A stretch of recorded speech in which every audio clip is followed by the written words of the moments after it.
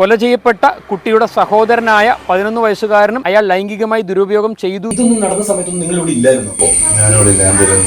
ഒറ്റ വാക്കി ചോദിച്ചു കഴിഞ്ഞാൽ അമ്മ കുറ്റക്കാരിയായിരിക്കാം, അതിൽ തർക്കമൊന്നുമില്ല. പക്ഷേ അച്ഛൻ ഇതിൽ നിരപരാധിയാണോ? അത് പോലീസ് ഇൻവെസ്റ്റിഗേഷൻ, അതായത് അങ്ങനെ ഒരു പോലീസിന്റെ ഇൻവെസ്റ്റിഗേഷൻ നടക്കട്ടെ. ഈ അംഗൻവാടി ടീച്ചേഴ്സിന്റെ ഒക്കെ കണ്ണൊരു കറുത്ത തുണി വെച്ച് ഇങ്ങനെ കെട്ടിയിട്ട്, അല്ലെന്നുണ്ടെങ്കിൽ ബാൻഡേജ് വെച്ച് കണ്ണ് ചുറ്റിയിട്ട്, കണ്ണ് കാണാത്ത രീതിയിൽ അന്ധയും ബദിരയും മൂകയും ഒക്കെ ആയിട്ടാണോ ഇവർ ഈ കുട്ടികളെ കഴിപ്പിക്കുന്നത്? നമ്മുടെ നാട്ടിലൊരു തെരുവ് നായ അത് ഭക്ഷണം കഴിച്ചോ, അതിനെ ആരെങ്കിലും പീഡിപ്പിച്ചോ, അത് ചിരിക്കുന്നുണ്ടോ, കരയുന്നുണ്ടോ, അതിന് വേദനിച്ചോ, അതിനെ ആരെങ്കിലും ക്രൂരമായ രീതിയിൽ നോക്കിയോ എന്നൊക്കെ പറഞ്ഞ് എത്ര പേരാണ്. അവരോട് പറയണം, ഗുഡ് ടച്ചും ബാഡ് ടച്ചും ഉണ്ട് മക്കളെ. നല്ല തൊടലും മോശം തൊടലും കൃത്യമായി കുഞ്ഞുങ്ങൾക്ക് പറഞ്ഞു കൊടുക്കണം.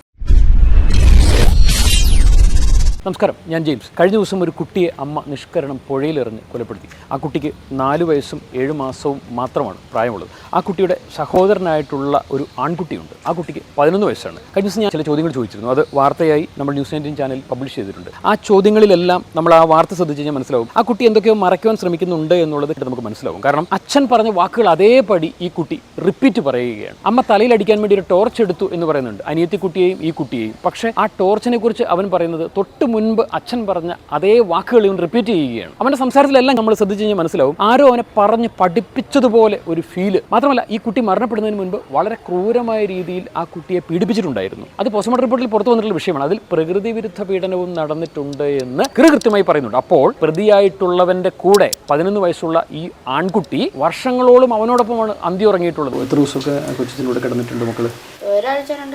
അവിടെ കിടന്നിട്ടുണ്ട്. ഇവിടെ ഒന്നും കിടന്നിട്ടില്ലേ? കുഞ്ഞിൽ മോൻ്റെ അനിയത്തിയെ ബുദ്ധിമുട്ടിച്ചെന്ന് പറഞ്ഞ പോലെ അങ്ങനെ എന്തെങ്കിലും ചെയ്തിട്ടുണ്ടോ? ഈ കുട്ടിക്കൊപ്പം പ്രതി കാലങ്ങളോളം അന്തി ഉറങ്ങിയിട്ടുണ്ട്. ഇത് പ്രദേശവാസികളും ആ കുടുംബാംഗങ്ങളും മുൻപേ ശരിവച്ച വിഷയമാണ്. പക്ഷേ കുട്ടി എടുത്തു പറയുന്നു, 2 ആഴ്ച മാത്രമേ ഞാൻ കൊച്ചച്ഛനൊപ്പം ഉറങ്ങിയിട്ടുള്ളൂ എന്ന്. ഇത് ക്ലാസ് എടുത്ത് പറഞ്ഞു പറയിപ്പിക്കുന്നതല്ല എങ്കിൽ എന്തിനിങ്ങനെ നുണ പറയണം? ഒളിക്കുവാൻ എന്തൊക്കെയോ കുട്ടിയുടെ പിതാവിനുണ്ട് എന്നുള്ളതിന് തെളിവാണിത്. കാരണം പിതാവ് പറയുന്നത് മാത്രമാണ് ഈ പുത്രനും പറയുന്നത്. അപ്പോൾ പ്രതിയായിട്ടുള്ള ഇവൻ ഈ പെൺകുട്ടിയോട് പ്രകൃതി വിരുദ്ധ പീഡനവും നടത്തിയിട്ടുണ്ട് എന്നിരിക്കെ സ്വാഭാവികമായിട്ടും കൂടെയുള്ള ആ ആൺകുട്ടി അവൻ വെറുതെ വിട്ടിട്ടുണ്ടാകുമോ? വളരെ പ്രധാനപ്പെട്ട ചോദ്യമാണ്. അത് മാത്രമല്ല, പ്രദേശവാസികളായിട്ടുള്ള പല കുട്ടികളും അവന്റെ കയ്യിൽ തൂങ്ങിയാണ് നടക്കാറുള്ളത്. അവർക്കെല്ലാം ഇവൻ ചോക്ലേറ്റും മിഠായികളും ഒക്കെ വാങ്ങി കൊടുക്കാറുണ്ട്. ഇതൊക്കെ സുലഭമായി നാളുകളായി നടന്നുകൊണ്ടിരുന്ന വിഷയമാണ്. ഇവന് മറ്റുള്ള ആളുകളുമായിട്ടൊന്നും കമ്പനിയില്ല. ഇവൻ ഈ കൊച്ചു കുട്ടികളുമായിട്ട്, ആൺകുട്ടി പെൺകുട്ടി അങ്ങനെ സെപ്പറേഷൻ ഒന്നുമില്ല, കുട്ടികളുമായിട്ട് മാത്രമാണ് ഇവന്റെ ഒരു കമ്പനി ഉള്ളത്. ആ നാട്ടിലുള്ള എല്ലാവരും പറയുന്നുണ്ട്. ഇവൻ എന്തായിരുന്നു മനസ്സിൽ ഉദ്ദേശിച്ചിരുന്നത് എന്നുള്ളത് ഇതിനോടകം പുറത്തു വന്നിട്ടുള്ള വിഷയമാണ്. കാരണം ഇവന്റെ മൊബൈൽ പോലീസ് പരിശോധിക്കുമ്പോൾ അതിൽ കാണപ്പെടുന്നുണ്ട് ഇത്തരം കുട്ടികളെ ലൈംഗികമായി ഉപയോഗിക്കുന്നതിനോട് ബന്ധപ്പെട്ട വീഡിയോസ് ആയിരുന്നു ഇവൻ നിരന്തരമായി കണ്ടുകൊണ്ടിരുന്നത്. അത്തരം തെളിവുകളൊക്കെ ഇവന്റെ ഫോണിൽ നിന്നും ലഭിക്കുകയും ചെയ്തിട്ടുണ്ട്. തെളിവുകളടക്കം ഇത്തരം കാര്യങ്ങൾ പുറത്തു വന്നതിന് ശേഷവും എന്തുകൊണ്ടാണ് ആ കൊച്ചു പെൺകുട്ടിയുടെ മൂത്ത സഹോദരനായിട്ടുള്ള ഈ കുട്ടിയെ ഇവൻ ഉപയോഗിച്ചിരുന്നോ എന്നുള്ളത് ചോദ്യം ചെയ്യപ്പെടേണ്ട വിഷയമാണ്, അന്വേഷിക്കേണ്ട വിഷയമാണ്. പിന്നെ വളരെ പ്രധാനപ്പെട്ട കാര്യം, അംഗനവാടിയിലെ ടീച്ചേഴ്സ് ആയിട്ടുള്ളത്. ഈ കുട്ടി അംഗനവാടിയിൽ എത്തിക്കഴിഞ്ഞു കഴിഞ്ഞാൽ മുഴുവൻ സമയം, ഏകദേശം ഒരു 9-10 മണിക്ക് ശേഷം ഈ കുട്ടി മുഴുവൻ സമയം അംഗനവാടിയിലെ ഈ സ്ത്രീകളുടെ നിരീക്ഷണത്തിലാണ്. അവരെന്താണ് ഈ കുട്ടിയുടെ അടുത്ത് പെരുമാറിയത്? കാരണം രാവിലെ മുതൽ വൈകിട്ട് വരെ ഈ കുട്ടിയോടെ കളിക്കുകയും ചെളിയിൽ വീഴുകയും, ഈ കുട്ടിക്ക് ഉടുപ്പ് മാറുവാനായിട്ട് കുട്ടിയുടെ അച്ഛൻ അംഗനവാടിയിൽ ഒരു ഉടുപ്പ് സ്ഥിരമായി സൂക്ഷിച്ചിരുന്നു എന്ന് നമ്മുടെ ബൈറ്റിൽ നമ്മളോട് പറയുന്നുണ്ട്. ഈ അംഗനവാടിയിലെ ടീച്ചേഴ്സ് വളരെ പ്രധാനപ്പെട്ട കാര്യമാണ്. സ്വാഭാവികമായിട്ടും കൊച്ചിന്റെ മേത്ത് ചെളി അങ്ങനെയൊക്കെ വരുമ്പോൾ നമ്മളൊരു സ്പെയർ ഉടുപ്പൊക്കെ കൊടുത്തു വിടുമല്ലോ. അല്ല, ഞാൻ അംഗനവാടിയിൽ പോയി ടീച്ചറോട് സംസാരിച്ചു. ഏറ്റവും നല്ല കുട്ടിയായിരുന്നു അവർ പറഞ്ഞു. അപ്പോൾ ഈ കുട്ടിക്ക് സ്പെയർ ഉടുപ്പ് നമ്മൾ ഇവിടുന്ന് കൊടുത്തു വിടുമായിരുന്നു. വല്ല ചെളി പറ്റുമോ, വെള്ളം പറ്റുമോ, ഒരു ഉടുപ്പ് സ്പെയറോടെ വെച്ചിട്ടുണ്ട് സ്ഥിരമായിട്ട്. അപ്പോൾ ഈ ഉടുപ്പ് മാറ്റിയിടാനൊക്കെ ഒന്നതൊക്കെ ഈ ടീച്ചേഴ്സ് അല്ലേ? അപ്പോൾ ഇവരൊന്നും ഈ പാടുകളോ കാര്യങ്ങളോ ഒന്നും ഇവരെ ശ്രദ്ധയിൽപ്പെട്ടില്ല.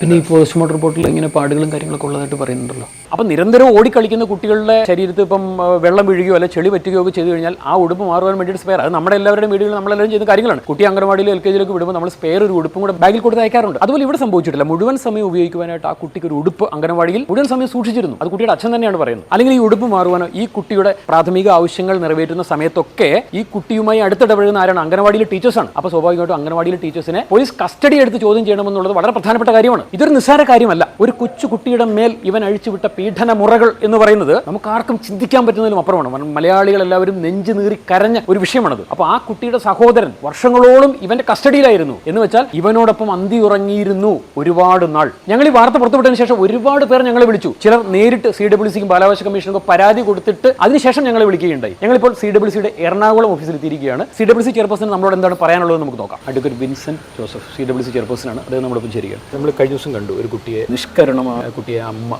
പുഴയിലേക്ക് എറിയുന്നു. ആ കുട്ടി പീഡിപ്പിക്കപ്പെട്ടു എന്ന് പിന്നീട് മനസ്സിലാകുന്നു. ഈ കുട്ടിക്ക് ഒരു സഹോദരനുണ്ട്. ആ സഹോദരന് 11 വയസ്സാണ്. കഴിഞ്ഞ ദിവസം ഞങ്ങൾ ഇൻ്റർവ്യൂ ചെയ്യുമ്പോൾ ആ കുട്ടിയുടെ വാക്കുകളിൽ നിന്ന് കൃത്യമായിട്ട് ആരോ പറഞ്ഞ് പഠിപ്പിച്ച് പറയുന്നത് പോലെ കൃത്യമായിട്ട് ഫീൽ ചെയ്യുന്നുണ്ട് നമുക്ക്. അതായത് കുട്ടിയുടെ അച്ഛൻ പറയുന്ന അതേ വാക്കുകളാണ് ഈ 11 വയസ്സുകാരനായിട്ടുള്ള ഈ മരണപ്പെട്ട കുട്ടിയുടെ സഹോദരനും പറയുന്നത്. ഈ കുട്ടിയും പ്രകൃതി വിരുദ്ധ പീഡനത്തിന് വിധേയനായിട്ടുണ്ട് എന്ന് ആ കുട്ടിയോട് സംസാരിച്ചപ്പോൾ ഞങ്ങൾക്ക് തോന്നി. സത്യത്തിൽ ആ കുട്ടി പീഡിപ്പിക്കപ്പെട്ടു എന്നുള്ളത് അന്വേഷിച്ച് കഴിഞ്ഞാൽ തീർച്ചയായിട്ടും പുറത്തേക്ക് വരാൻ വേണ്ടി പോകുന്ന സത്യമാണെന്ന് ഞങ്ങൾ ചിന്തിക്കുന്നു, ഞങ്ങൾ മനസ്സിലാക്കുന്നു. CWCക്ക് എങ്ങനെയാണ് ഈ കാര്യത്തിൽ ഇടപെടാൻ വേണ്ടി സാധിക്കുക? അത് പോലീസ് ഇൻവെസ്റ്റിഗേഷൻ, അതായത് അങ്ങനെ ഒരു പോലീസിൻ്റെ ഇൻവെസ്റ്റിഗേഷൻ നടക്കട്ടെ. കാരണം പോലീസിൻ്റെ ഇൻവെസ്റ്റിഗേഷൻ പോലീസിൻ്റെ ഭാഗമാണല്ലോ. ഇനി ഏതെങ്കിലും കാരണവശാൽ കുട്ടി ശ്രദ്ധയും കരുതലും ആവശ്യമുള്ള കുട്ടിയാണെന്ന് പോലീസ് റിപ്പോർട്ട് ഉണ്ടെങ്കിൽ CWC അതിൽ ഇടപെടും. അതുപോലെ തന്നെ ഇപ്പോൾ ആ കുട്ടി പീഡിപ്പിക്കപ്പെട്ടു എന്ന് സംശയിക്കപ്പെടുന്നു. ഞങ്ങളെ വാർത്ത പുറത്തുവിട്ടതിന് ശേഷം ഒരുപാട് പേര് ഞങ്ങളെ വിളിച്ചു, CWCക്ക് പരാതി കൊടുത്തിട്ടുണ്ട്, അങ്ങനെ പരാതി ലഭിക്കുകയോ മറ്റുള്ള കാര്യങ്ങൾ എന്തെങ്കിലും? അതുമായി ബന്ധപ്പെട്ട 2 പരാതികൾ CWCക്ക് ലഭിച്ചിട്ടുണ്ട്.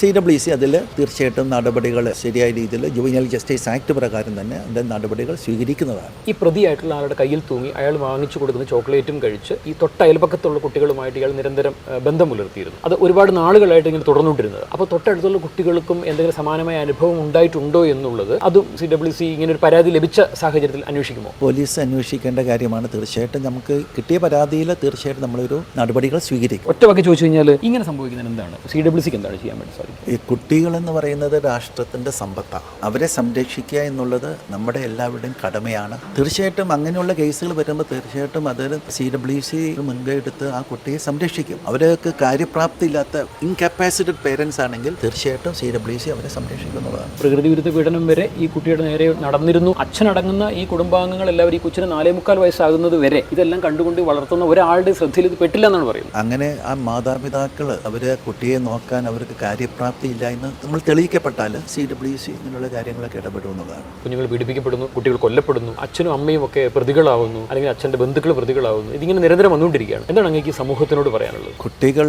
സംരക്ഷിക്കപ്പെടേണ്ടവരാണ്. അവർ രാഷ്ട്രത്തിൻ്റെ സമ്പത്താണ്. ആ നിലയ്ക്ക് അവരെ ശരിയായ രീതിയിൽ സംരക്ഷിക്കപ്പെടേണ്ടതാണ് എന്നാണ് ഞാൻ പറയുന്നത്. അച്ഛൻ നിരപരാധിയാണ് എന്ന് അടിവരയിട്ട് മുൻപ് പറഞ്ഞിരുന്നു. പക്ഷേ ഇപ്പോൾ അച്ഛൻ്റെ ഇന്റർവ്യൂ ന്യൂസ് 19 ചാനലിൽ അടക്കം ഒട്ടനവധി ചാനലുകൾ തുടർച്ചയായിട്ട് വന്നുകൊണ്ടിരിക്കുകയാണ്. അച്ഛൻ്റെ വാക്കുകൾ കേൾക്കുമ്പോൾ നമുക്ക് കൃത്യമായി മനസ്സിലാവും എന്തോ കളി ഇതിന്റെ പിന്നിൽ നടന്നിട്ടുണ്ട് എന്നുള്ളത്. അയാൾ പറയുന്നുണ്ട് അയാൾ തിരുവനന്തപുരത്തായിരുന്നു കുറേയേറെ നാളുകളായിട്ട് എന്നുള്ളത്. ഈ കുട്ടിയെ പ്രകൃതി വിരുദ്ധമായിട്ടുള്ള രീതിയിൽ ഇയാൾ ചെയ്തപ്പോൾ സ്വാഭാവികമായിട്ട് ആ കുട്ടിക്ക് ഒരു സാധാരണ ഒരു മനുഷ്യനെ താങ്ങാൻ പറ്റുന്നല്ലത്. അപ്പോൾ ഈ 3-4 വയസ്സുള്ള ഒരു കുഞ്ഞിനെ എന്ത് ചെയ്യാൻ വേണ്ടി പറ്റിയ കുട്ടിക്ക്? അപ്പോൾ അതെന്തുകൊണ്ടാണ് നിങ്ങൾ അപ്പോൾ ഇതൊന്നും നടന്ന സമയത്തൊന്നും നിങ്ങളിവിടെ ഇല്ലായിരുന്നു? അപ്പോൾ ചുരുങ്ങിയ മിനിറ്റുകൾക്കുള്ളിൽ തൊട്ടടുത്തുള്ള പ്രദേശവാസിയായിട്ടുള്ള കുടുംബസ്ഥനായിട്ടുള്ള ഒരു പിതാവ് ഞങ്ങളുടെ ക്യാമറയ്ക്ക് മുമ്പിൽ പറയുകയാണ് അയാൾ മുഴുവൻ സമയം തിരുവനന്തപുരത്തുനിന്ന് അയാൾ 2 മാസമായിട്ട് തിരുവനന്തപുരത്താണ്. ആ 2 മാസത്തിൽ തന്നെ 15 ദിവസത്തോളം അയാൾ നാട്ടിലുണ്ടായിരുന്നു എന്നും. വീടുമായിട്ട് അച്ഛൻ എപ്പോഴും ഇല്ല. അത് പോയിട്ട് 2 മാസം അയാള് 2 മാസം ഇതിനിടയ്ക്ക് ഇവിടെ ഒരു 10-15 ദിവസം അവന് കൂടെ ഉണ്ടായിരുന്നു. ആ 2 മാസം പോയി നിന്നിട്ടുള്ളൂ. 2 മാസം ഫുള്ളായിട്ട് അവിടെ വന്നിട്ടില്ല. അതിനിടയ്ക്ക് 15 ദിവസം കൂടെ ഉണ്ടായിരുന്നു. അപ്പൊ അച്ഛന്റെ വാക്കുകളിൽ എന്ത് വിശ്വാസ്യതയാണുള്ളത്? എന്ത് ഉദ്ദേശിച്ചാണ് ഇയാൾ ഇങ്ങനെയൊക്കെ പറയുന്നത്? ഇയാളുടെ കണ്ണുനീര് മുതലക്കണ്ണുനീര് അല്ലേ എന്നുള്ളത് സംശയിക്കേണ്ടിയിരിക്കുന്നു. ഇത്രയും ഉറപ്പിച്ച് ആരോ പറഞ്ഞു കൊടുത്ത് പഠിപ്പിച്ചതിന് തുല്യമായിട്ടുള്ള വാക്കുകളാണ് ആ 11 വയസ്സുകാരിൽ നിന്നും ഞാൻ കേട്ടത്. ഞാൻ പല ചോദ്യങ്ങളും ആ കുട്ടിയോട് വളരെ സ്നേഹത്തോടു കൂടി ചോദിച്ചു. പക്ഷേ ആ കുട്ടിയിൽ നിന്നും വരുന്ന ഉത്തരങ്ങളൊക്കെ എന്ന് പറയുന്നത് തൊട്ട് മുൻപ് അച്ഛൻ പറഞ്ഞ ആ വാക്കുകൾ അത് കൃത്യമായി കടമെടുത്ത് അതേ വാക്കുകളാണ് ഇവൻ പറയുന്നത്. എന്തെങ്കിലുമൊക്കെ വാക്കുകൾ പറയുമ്പോൾ ഒരു വ്യത്യാസമൊക്കെ ഉണ്ടാവും. പക്ഷേ ഇവന്റെ വാക്കുകൾ യാതൊരു വ്യത്യാസവുമില്ല. അച്ഛന്റെ വാക്കുകൾ അതേപടിയാണ് ഇവനിൽ നിന്നും പുറത്തേക്ക് വരുന്നത്. അമ്മയെ കരിവാരിത്തേച്ച് കാണിക്കുന്ന രീതിയിലുള്ള സംസാരമായിരുന്നു അച്ഛന്റെ വാക്കുകളിൽ നിന്നും ഞങ്ങൾക്ക് ലഭിച്ചത്. അതേ രീതിയിൽ തന്നെയാണ് ഈ മകനും അമ്മയെ കുറ്റക്കാരിയാക്കുവാൻ വേണ്ടി ശ്രമിക്കുകയാണ്. അമ്മ കുറ്റക്കാരിയായിരിക്കാം, അതിൽ തർക്കമൊന്നുമില്ല. പക്ഷേ അച്ഛൻ ഇതിൽ നിരപരാധിയാണോ എന്നുള്ളത് വളരെ പ്രധാനപ്പെട്ട ചോദ്യമാണ്. അയാൾ ഇപ്പോഴും പോലീസ് അറസ്റ്റ് ചെയ്തിട്ടില്ല. അയാൾ ഇപ്പോഴും സ്വന്തം വീട്ടിൽ തന്നെയുണ്ട്. അമ്മയുടെ വീട്ടിൽ കൊണ്ടുപോയി ഞങ്ങളുടെ ടോർച്ചിന് തലക്കെട്ടടിച്ചിട്ട് ഞങ്ങൾക്ക് അമ്മ ബാത്റൂം കയറി ഐസ്ക്രീമിൽ വിഷം കലക്കി ഞങ്ങൾക്ക് തന്നു. ഈ വിഷം കലക്കി എന്നുള്ളത് മക്കൾക്ക് എങ്ങനെ മനസ്സിലായത്? ബാത്റൂമിന്റെ ഡോറ് തുറന്നായിരുന്നു ഇട്ടത്. നേരം ഞാനും കണ്ടതാ, അമ്മയുടെ അമ്മയും കണ്ടതാ. അമ്മയുടെ അമ്മ പറഞ്ഞോ ഇങ്ങനെ കലക്കുന്ന മോനോട്? അത് എന്താ കലക്കിന്നുള്ളത് മോൻ കണ്ടോ? എന്താ കലക്കിയെന്നേം കണ്ടില്ല. ഇങ്ങനെ കലക്കിന്ന് അമ്മയുടെ അമ്മ പറഞ്ഞു മോനോട് അല്ലേ? നമ്മളൊരു കാര്യം ചോദിക്കട്ടെ, ഇത് വിഷമാണെന്ന് കൊച്ചിന് അറിയില്ലല്ലോ, എന്താ കലക്കിയെന്ന് കൊച്ചിന് അറിയില്ല. അമ്മയുടെ അമ്മ പറഞ്ഞതല്ലേ ഉള്ളൂ. അച്ഛനൊരു ഇരുമ്പിന്റെ ടോർച്ച് ഉണ്ടായിരുന്നു, നല്ല പവർ കൂടിയത്. അത് ഇവിടുന്ന് എടുത്തോണ്ട് പോയിട്ട് ഒരു കത്തി എടുത്തോണ്ട് പോയി. എന്നിട്ട് ഞങ്ങളെ ആ ടോർച്ച് കൊണ്ട് എന്റെ ഇവിടെ എന്റെ അനിയത്തിരി ഇങ്ങോട്ട് അടിച്ചു. എന്നിട്ട് മക്കളത് ഉടനെ അച്ഛൻ്റെ അടുത്ത് വിളിച്ച് പറഞ്ഞില്ലേ? വിളിച്ചു പറയാനായിട്ട് അമ്മമ്മയുടെ ഒരു ഫോണില്ല. അതുപോലെ തന്നെ കുഞ്ഞ് മരണപ്പെട്ട ആദ്യ സമയം മുതൽ ആ വീട്ടിലെ ഒരു അമ്മ എല്ലാ ചാനലുകൾക്കും ബൈറ്റ് കൊടുത്തിരുന്നു. ആ അമ്മ ഇപ്പോൾ ആ വീട്ടിലില്ല. അമ്മയ്ക്ക് ഇതിലുള്ള റോൾ എന്താണ് എന്നുള്ളത് വളരെ പ്രസക്തമായിട്ടുള്ള ചോദ്യമാണ്. അതുപോലെ അങ്കണവാടിയിലെ ടീച്ചേഴ്സിനെ കുറിച്ച് പറഞ്ഞപ്പോൾ ഒരുപാട് ആശാ വർക്കേഴ്സും അങ്കണവാടിയിലെ ടീച്ചേഴ്സും ഒക്കെ വന്നിട്ട് അതിന് നമ്മുടെ വാർത്തയ്ക്ക് താഴെ ഒരുപാട് മോശം കമന്റുകളും അല്ലെങ്കിൽ ചീത്തവാക്കുകളൊക്കെ പറഞ്ഞിട്ടുണ്ട്. അത് എന്തുകൊണ്ടാണെന്നുള്ളത് മനസ്സിലാവുന്നില്ല. കാരണം നമ്മൾ പറഞ്ഞതിൽ കൃത്യതയുണ്ട്. നമ്മൾ വെറും വാക്കുകളല്ല പറഞ്ഞത്. അതിനാർക്കും നോവേണ്ട കാര്യവുമില്ല. ഒരു കുട്ടിയെ അങ്കണവാടിയിൽ അല്ലെങ്കിൽ LKG പഠിക്കുന്ന സമയത്ത് ആ കുട്ടിയെ സംരക്ഷിക്കുന്ന അവിടുത്തെ അധ്യാപകരായിട്ടുള്ള അങ്കണവാടി ടീച്ചേഴ്സ് ഉണ്ടല്ലോ, അവർ തന്നെയാണ് അവരെ നോക്കുന്നത്. അപ്പൊ സ്വാഭാവികമായിട്ട് ആ കുട്ടി എന്ന് പറഞ്ഞാൽ അത് ഓടി ചെളിയിലും മുറ്റത്തൊക്കെ കളിക്കുമ്പോൾ അതിന്റെ ഉടുപ്പിലൊക്കെ ചെളിയൊക്കെ പറ്റിക്കഴിഞ്ഞാൽ ആ ഉടുപ്പ് മാറ്റി കൊടുക്കുന്നതൊക്കെ അങ്കണവാടി ടീച്ചേഴ്സാണ്. ചില കുട്ടികൾ ടോയ്ലറ്റിൽ പോയി കഴിഞ്ഞാൽ അതിനെ കഴുകിക്കണമെന്നുണ്ടെങ്കിൽ അതിന് സ്വയമേ കഴുകാൻ വേണ്ടി പറ്റില്ല. കുഞ്ഞു പിള്ളേരുണ്ടല്ലോ, 3 വയസ്സൊക്കെയുള്ള കുഞ്ഞുങ്ങളൊക്കെ എങ്ങനെ സ്വയം കഴുകാനാ? ഈ അങ്കണവാടി ടീച്ചേഴ്സ് തന്നെയാണ് അവരെ കഴിച്ചു കൊടുക്കുന്നത്. ഈ അങ്കണവാടി ടീച്ചേഴ്സിനൊക്കെ കണ്ണൊരു കറുത്ത തുണി വെച്ച് ഇങ്ങനെ കെട്ടിയിട്ട് അല്ലെന്നുണ്ടെങ്കിൽ ബാൻഡേജ് വെച്ച് കണ്ണ് ചുറ്റിയിട്ട് കണ്ണ് കാണാത്ത രീതിയിൽ അന്ധയും ബദിരയും മൂകയും ഒക്കെ ആയിട്ടാണോ ഇവർ ഈ കുട്ടികളെ കഴിപ്പിക്കുന്നത്? ഒരിക്കലുമല്ല. കണ്ണ് തുറന്നവർ കാണുന്നുണ്ട്. ഈ മാസം കണ്ട പാടുകൾ അടുത്ത മാസം ഇല്ല, അടുത്ത മാസം പുതിയ പാടുകൾ ഉണ്ടാവുന്നു. ഇതിങ്ങനെ പതിവായിട്ട് സംഭവിച്ചുകൊണ്ടിരിക്കുമ്പോൾ സാധാരണ ഒരു മനുഷ്യ സ്ത്രീ അവരെന്താണ് ചെയ്യുക? തന്റെ കൂടെയുള്ള മറ്റുള്ള അടക്കമുള്ള സ്ത്രീകളുണ്ട്, അവരോട് ഇത് പങ്കിടുകയില്ല, അവരോട് ഇത് പറയുകയില്ലേ? കൂടാതെ ആ കുട്ടിയെ കൂട്ടുവാൻ വേണ്ടി വരുന്ന അമ്മയുടെ അടുത്തോ അല്ല അച്ഛന്റെ അടുത്തോ അല്ലെങ്കിൽ ഇവരുടെ അയൽവാസികളുടെ അടുത്ത് ആരുടെയെങ്കിലും ഒക്കെ എടുത്ത് പറയുകയില്ലേ? അവരുടെ ഒന്നും അടുത്ത് പറയുകയല്ല യഥാർത്ഥത്തിൽ വേണ്ടത്. അപ്പോൾ തന്നെ 112ലേക്ക് വിളിക്കണം. ഇല്ലെങ്കിൽ കുഞ്ഞുങ്ങളുടെ സുരക്ഷയ്ക്ക് വേണ്ടി നമ്മുടെ സംസ്ഥാന സർക്കാർ ഒട്ടനവധി സംവിധാനങ്ങൾ ഒരുക്കിയിട്ടുണ്ട്. അവിടേക്ക് വിളിച്ചറിയിക്കണ്ടേ? ഇവിടെ എന്താണ് സംഭവിച്ചിട്ടുള്ളത്? 1-2 ദിവസമോ 1-2 ആഴ്ചയോ മാസങ്ങളോ അല്ല ഈ കുട്ടി പീഡിപ്പിക്കപ്പെട്ടത്. വർഷങ്ങളോളം ഈ കുട്ടി ഇങ്ങനെ നിരന്തരമായി തുടർച്ചയായി പീഡിപ്പിക്കപ്പെട്ടുകൊണ്ടിരിക്കുകയായിരുന്നു. പെട്ടെന്ന് ഒരു സുപ്രഭാതത്തിൽ വീട്ടിലേക്ക് കയറി വരുന്ന ഒരാൾ ആ വീട്ടിലെ കുട്ടിയെ അവരുടെ കണ്ണിൽ പെടാതെ വിളിച്ച് മാറ്റി നിർത്തിയോ അല്ലെങ്കിൽ അവിടെ നിന്ന് ബന്ധം സ്ഥാപിച്ചോ അങ്ങനെ എന്തെങ്കിലുമൊക്കെ പീഡിപ്പിച്ച് കഴിഞ്ഞാൽ ചിലപ്പോൾ വീട്ടുകാർക്ക് ചിലപ്പോൾ പെട്ടെന്ന് മനസ്സിലായില്ലെന്ന് വരും. എന്നാലും ചുരുങ്ങിയ മണിക്കൂറുകളിൽ അത് മനസ്സിലാക്കാനുള്ള ആ ഒരു ബോധം വൈദ്യുതിയൊക്കെ എല്ലാ മനുഷ്യന്മാർക്കുണ്ട്. ഇതങ്ങനെ അബദ്ധത്തിൽ എപ്പോഴെങ്കിലും കയറി വന്ന് പെട്ടെന്ന് എന്തെങ്കിലും പ്രവർത്തി ചെയ്തിട്ട് പോയവനല്ല ഇവൻ. ബന്ധുവായിട്ട് നിരന്തരം ആ വീട്ടിലുള്ളവനാണ്. ഒരിക്കലും സംശയിക്കപ്പെടേണ്ട സാഹചര്യം ഇല്ലാത്ത രീതിയിലായിരിക്കാം. പക്ഷെ എന്നാൽ തന്നെ ഓർക്കണം, പ്രതിയായിട്ടുള്ള ഇവന് പുറത്തു പറയാൻ പറ്റാത്ത ബന്ധം ഇവന്റെ ചേട്ടത്തേമ്മയുമായിട്ടുണ്ടായിരുന്നുവെങ്കിൽ അത് ഇന്നല്ലെങ്കിൽ നാളെ കുറച്ച് കഴിയുമ്പോൾ സ്വാഭാവികമായിട്ടും ഇവന്റെ ചേട്ടൻ തിരിച്ചറിയേണ്ടതാണ്. ഇത് ഇയാൾക്ക് അറിയാമായിരുന്നു. ഇയാൾ അറിയാത്ത ഭാവം നടിച്ചതാണ്. പക്ഷേ ഇയാളുടെ ഭാര്യയുമായിട്ട് ഇയാൾക്ക് രഹസ്യബന്ധം ഉണ്ടായിരുന്നോ ഇല്ലായിരുന്നോ എന്നുള്ളതിനേക്കാളൊക്കെ ഉപരിയായിട്ട് ഇയാളുടെ കുട്ടിയുമായി ഇയാൾ ഇങ്ങനെ ഒരു ബന്ധം പുലർത്തിയിരുന്നു എന്നുള്ളത് മനസ്സിലാക്കുവാനുള്ള പ്രാപ്തി ആ അച്ഛനുണ്ട്. അയാളോട് സംസാരിച്ച് കഴിഞ്ഞാൽ കൃത്യമായിട്ട് നമുക്ക് മനസ്സിലാവും. പിന്നെ എന്തുകൊണ്ടാണ് ഇയാൾ ഒളിച്ചു വെക്കാൻ വേണ്ടി ശ്രമിക്കുന്നത്? ഇയാൾ എന്തോ കാര്യമായി മറയ്ക്കാൻ ശ്രമിക്കുന്നുണ്ട്. ഇയാൾക്ക് ഈ കഥകൾ മുഴുവൻ അറിയാം. നമ്മുടെ നാട്ടിലൊരു തെരുവ് നായ അത് ഭക്ഷണം കഴിച്ചോ, അതിനെ ആരെങ്കിലും പീഡിപ്പിച്ചോ, അത് ചിരിക്കുന്നുണ്ടോ കരയുന്നുണ്ടോ, അതിന് വേദനിച്ചോ, അതിനെ ആരെങ്കിലും ക്രൂരമായ രീതിയിൽ നോക്കിയോ എന്നൊക്കെ പറഞ്ഞ് എത്ര പേരാണ് അന്വേഷിക്കാൻ വേണ്ടിയിട്ടുള്ളത്? ഒരു തെരുവ് നായയ്ക്ക് കൊടുക്കുന്ന ആ ഒരു സുരക്ഷയോ സംരക്ഷണമോ പോലും നമ്മുടെ നാട്ടിലെ കുട്ടികൾക്ക് ഇല്ല എന്ന് പറയുമ്പോൾ ഇത് നമ്മൾ പറയുന്ന UP-യിലും ബീഹാറിലോ അല്ലെന്നുണ്ടെങ്കിൽ ഹരിയാന അവിടെ നിന്നിട്ടൊന്നും അല്ല നമ്മൾ പറയണം. നമ്മുടെ സംസ്കാര സമ്പന്നം എന്ന് പറയുന്ന 100% സാക്ഷരമായിട്ടുള്ള കേരളത്തിൽ നിന്നിട്ടാണ് ഇത് പറയുന്നത്. ഒരു കാര്യം ഓർത്തോളൂ, ഈ വാർത്ത കേൾക്കുമ്പോൾ എല്ലാ പേരൻസും ചിന്തിച്ചോളുക, നിങ്ങൾ വീട്ടിൽ ചെന്ന് നിങ്ങളുടെ കുഞ്ഞുങ്ങളുമായിട്ട് കുറച്ച് സമയം ഒറ്റയ്ക്ക് കിട്ടിക്കാൻ നിങ്ങൾ അവരെ വിളിച്ച് മാറ്റിയിരുത്തി അവരോട് പറയണം, ഗുഡ് ടച്ചും ബാഡ് ടച്ചും ഉണ്ട് മക്കളെ. ഇങ്ങനെ തൊട്ടാൽ ഇത് ഗുഡ് ടച്ചാണ്, മറിച്ച് ഇങ്ങനെയാണ് തൊടുന്നതെങ്കിൽ ഇത് ബാഡ് ടച്ചാണ്. നല്ല തൊടലും മോശം തൊടലും കൃത്യമായി കുഞ്ഞുങ്ങൾക്ക് പറഞ്ഞു കൊടുക്കണം. ഒരു മടിയും വിചാരിക്കരുത്. നിങ്ങൾ സ്വപ്നേപി ചിന്തിക്കാത്ത ആളുകളായിരിക്കും നിങ്ങളുടെ കുഞ്ഞിനെ എടുത്ത് മടിയിലിരുത്തി ലോകം കേട്ടാൽ പേടിക്കുന്ന രീതിയിലുള്ള പീഡനമുറകൾ അഴിച്ചുവിടുന്നത്. അത് അനുഭവിക്കുന്നത് പലപ്പോഴും നിങ്ങളുടെ കുഞ്ഞുങ്ങളായിരിക്കാം. ഇനിയും നമ്മുടെ നാട്ടിൽ ഇത്തരം പ്രവൃത്തികൾ ഉണ്ടാവാൻ വേണ്ടി പാടില്ല. നമ്മുടെ കുഞ്ഞുങ്ങൾ സുരക്ഷിതരായിരിക്കണം. അതിനുവേണ്ടി നമുക്ക് ചെയ്യാൻ സാധിക്കുന്ന എല്ലാ പ്രവൃത്തികളും ചെയ്യണം. ഇനി എന്തായാലും ഞങ്ങളുടെ വാർത്തയെ തുടർന്ന് ഒട്ടനവധി ആളുകളാണ് CWCക്കും ബാലാവകാശ കമ്മീഷനും ഒക്കെ പരാതികൾ അയച്ചിരിക്കുന്നത്. കാരണം മൂത്ത കുട്ടി പീഡിപ്പിക്കപ്പെട്ടോ എന്നുള്ളത് വളരെ പ്രസക്തമായിട്ടുള്ള ചോദ്യമായിട്ട് പലരും ഉയർത്തി കാണിക്കുകയാണ്. എന്തായാലും ഇനി ഇവർക്ക് അന്വേഷിക്കാതിരിക്കാനാവില്ല. ഇനി പീഡിപ്പിക്കപ്പെട്ടാലും ഇല്ലെങ്കിലും സമാനമായ കുറ്റകൃത്യം പ്രതി നടത്തിയിട്ടുണ്ടോ